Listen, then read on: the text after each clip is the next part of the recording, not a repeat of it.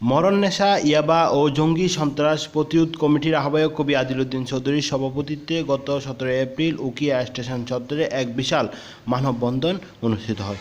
উক্ত মানববন্ধনে প্রধান অতিথি হিসেবে উপস্থিত ছিলেন উখিয়া টেকনাফের সাবেক সংসদ সদস্য অধ্যক্ষ মাহমুদ আলী।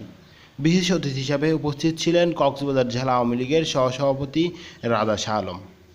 উক্ত মাদক ও সন্ত্রাস প্রতিরোধ সমাবেশে বক্তব্য রাখেন ভবিষ্যতে সন্ত্রাস এবং মাদককে আমরা কঠোরভাবে দমন করতে পারবো।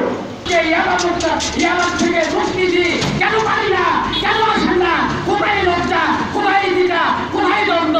আপনি আমাদেরকে বলেন, আমরা বলবো, আপনাদেরকে সামনে কাতারে দেবো, তারপরে এই দেশ থেকে মুক্ত করবো ইনশাআল্লাহ। এ হবে হবে।